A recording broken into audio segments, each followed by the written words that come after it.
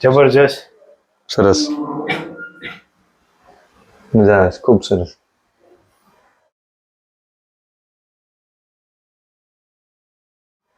આપણી સાથે અત્યારે વૈદ મહેન્દ્રસિંહ સરવૈયા છે, જેઓને આપણે પૂછીએ કે આ કાયરોપ્રેક્ટિકની ટ્રીટમેન્ટ આપણે એને આપી તો એને કેવું લાગ્યું અને કેવો એનો અનુભવ રહ્યો. સાહેબ, આપને જે અત્યારે ટ્રીટમેન્ટ આપી તમને કેવી ફિલિંગ આવે?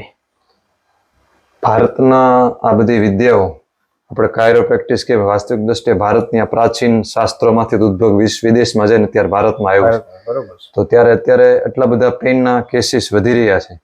ત્યારે આ એક વિદ્યા ભારતની પ્રાચીન વિદ્યા છે, જેને આપણે જૂના જમાનામાં રક્તક તરીકે પણ આ તો અત્યારે એડવાન્સ એનાટોમી ફિઝિયોલોજી સાથે જે કરવામાં આવે છે, એના કારણે મને પણ આમ બોડીમાં એકદમ રિલેક્સેશન સરસ લાગે છે, અનુભવ સારો છે.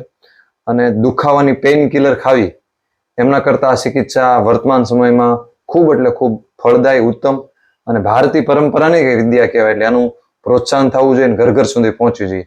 અને ઉદ્દેશ સાથે જ તે આજે હું અહીંયા દર્શનભાઈ કામોટી પાસે આવ્યો છું. મને ખૂબ સારું એવું અનુભૂતિ પણ આ થઈ છે અને મારા શરીરમાં પણ એનું રિલેક્સેશન લાગે. પહેલા કેવું થતું તમને આમ શરીરમાં? એટલે આમ સખત આખો દી લખવાનું થતું હોય, ડ્રાઇવિંગ કરવાનું થતું, એટલે આમ સ્ટીફનેસ લાગતું. હવે આમ એ રિલેક્સેશન લાગે. સરસ. તો આમ સરસ લાગ્યું. અને એક વેદ તરીકે મારી દુખાવાવાળા બધા દર્દીને સલાહ છે કે વાત વ્યાધિથી જ આ બધા દુખાવા થતા હોય, એટલે વાત વ્યાધિમાં ખાસ કરીને કૃષ્ણ તિલમ, કાળા તલનું તેલ વઘારને વાપરવું જોઈએ.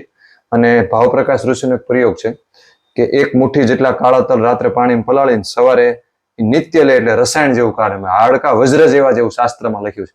એટલે હાડકા મજબૂત થાય, એટલે એ પણ થાય. એટલે વાત વ્યાધિમાં એ પણ એક ચિકિત્સા છે. સરસ. તો સાહેબે એક ઉદ્દેશ આપ્યો, તે પણ બધા લોકો અપનાવજો જેથી કરીને હાડકા મજબૂત બને. તો તમારો ખૂબ ખૂબ આભાર સાહેબ, અમારા આંગણે આવ્યા એ બદલ અને ટ્રીટમેન્ટ લીધી. ખૂબ ખૂબ આભાર.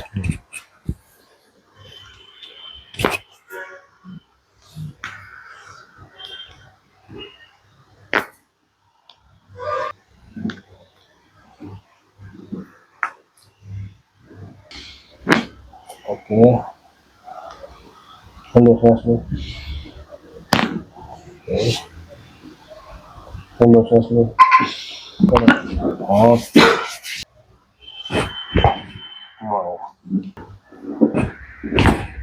લૂઝ.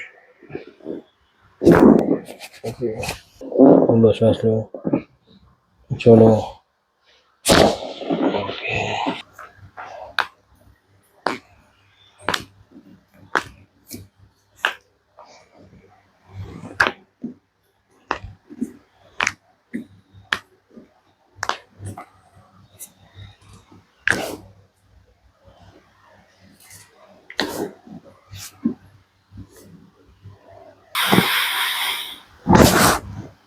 ચૂંટું આવ્યો સાહેબ? આવું જ નહીં.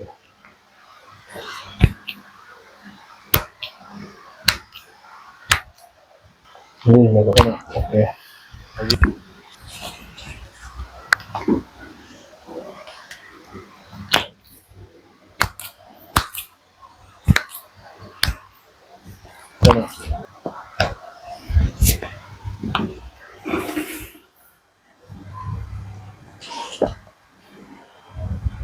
રિલેક્સ લાગે, એકદમ એકદમ સરસ રિલેક્સ લાગે છે. મસલ્સ બધા રિલેક્સ થઈ ગયા. થઈ ગયા રિલેક્સ. જબરજસ્ત. સરસ, મજા આવે, ખૂબ સરસ.